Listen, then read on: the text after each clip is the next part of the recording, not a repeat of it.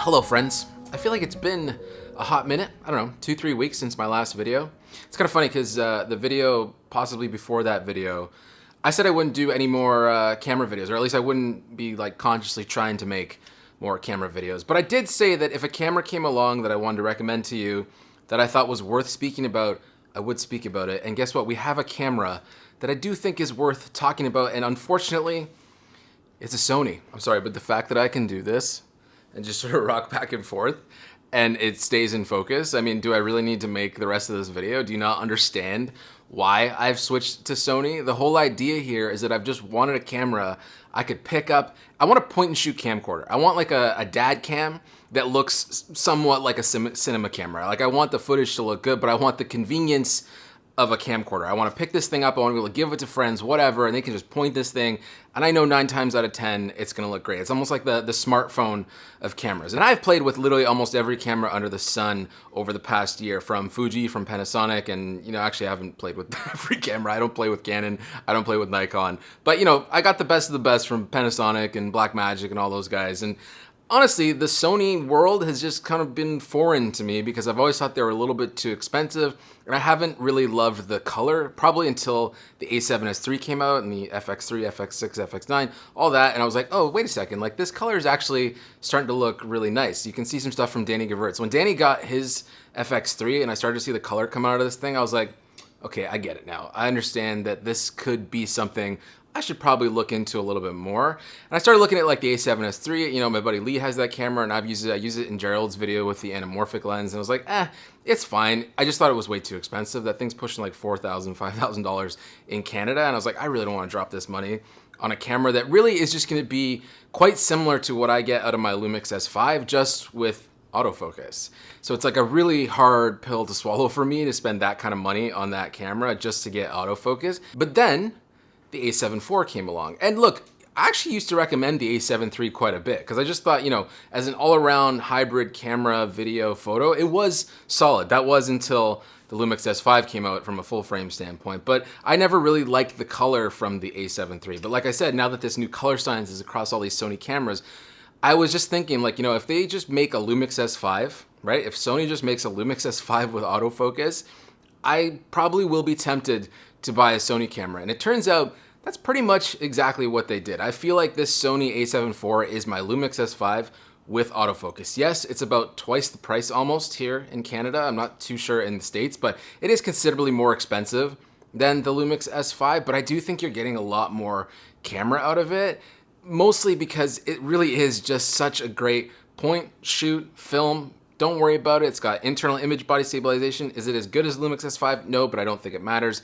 This autofocus is fantastic. I've had no issues with it whatsoever. I'm even using a cheap lens right now. This is just a Rockinon 35mm f1.8 that has autofocus, and the fact that I can just like put stuff into frame, bounce right back to me, and I'm like, I can see the eye tracking on me right now. It's wild that I can just sort of move around and everything's fine. The thing is, I do think the Lumix S5 is really the perfect camera for me. The only thing it was missing was autofocus. So until Panasonic brings phase detect autofocus and not contrast to their bodies, I'm kind of forced to go to Sony. It's not that I really wanted to. I didn't really want to have to buy a new camera, but as I do more YouTube stuff and as I do more running gun client work, I just want something that's reliable, that doesn't take too much out of me to make the things that I want to make, particularly for YouTube. I just want to be able to set this thing up on a tripod, and film myself and not worry about it. The color looks great. S-Log3 is great. If you get the Phantom LUTs, which everybody's talking about on YouTube right now, I think they look fantastic. It's really a turnkey solution for log footage. Of course, if you want to do more crazy things,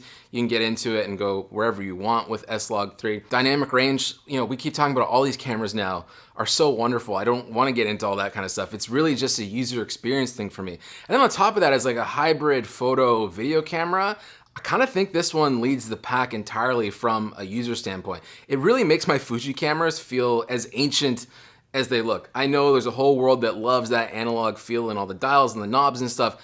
Yeah, it's cool for like hobbyist stuff and you're sort of running around, maybe for weddings and things too. But as a client shooting camera, I want something that is nice and simple and customizable to adapt to the situation that I'm in and I'm shooting.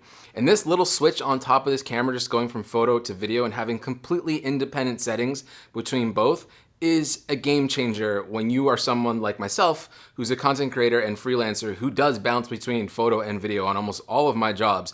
That little switch it's all I needed.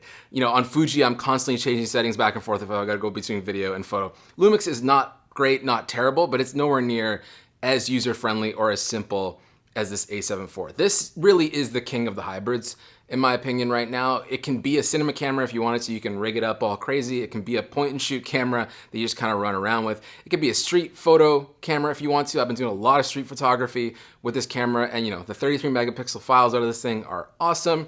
Great detail. I think 33 megapixels is a nice sweet spot. 4 megapixels, not too big, not too small. It's just checking every single box there is that I have personally for what I want out of a camera right now. But ultimately, that's what it's always gonna come back to. It's like, what is the camera that fits your needs specifically? Because if we just keep going at this with the sensor and the image quality, good luck. You're gonna be playing with all these cameras for the rest of your life because you're splitting hairs between dynamic range and all this kind of BS. It's specifically what you need. And I've said this in every camera review. I sound like a complete broken record.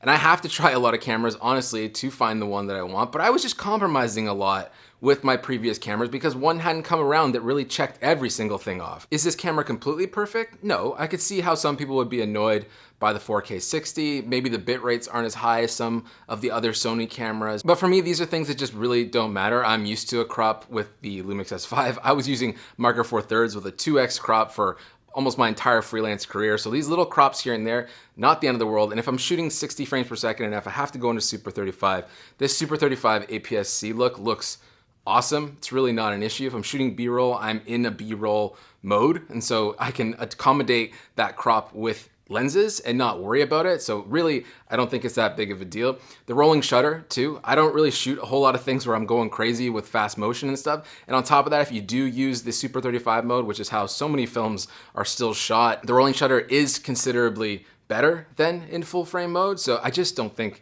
it's an issue. And the way I use this camera, like I am right now, is mostly as my YouTube camera. I'm definitely gonna start using it for a lot of lifestyle work for clients that are in the sort of documentary commercial space, because I like the idea of just being able to point this thing, lock it onto somebody, not worrying about pulling focus or hiring a focus puller, because the autofocus is just so damn reliable with this thing. I really, honestly, I love this camera. And for me to say that I love a Sony camera, like it hurts a little bit even coming out of my mouth, because I've really been against what they've been since they came out pretty much. So really, I cannot stress enough how much I really do love this camera. It's not hype, it's not anything else. I did not want to spend the money on this camera. I just knew that it was gonna make my life a lot easier and more enjoyable creating content. And ultimately, that's all that matters. So we gotta have fun making the things that we make. And if the camera's getting in the way of that, it might be time to rethink that piece of gear. So as we head into 2022, I'm excited to use this camera more. If you have any questions about the Sony A7 IV or what I think in comparison to some of the other cameras that I've possibly reviewed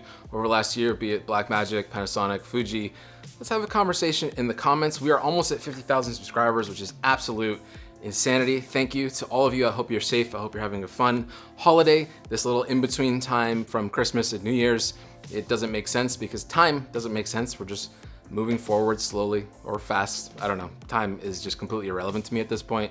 Things are just happening. They're happening fast. Please be safe. Please have a happy new year. And we'll see you with more content next year. Have a good one. Peace out. Look, I can do this now and not worry about autofocus. My outros can get even more awkward because I get nice and close. I can look at myself here. Look at it just tracking my fascinating stuff. Look at me getting with the times 10 years too late. Peace.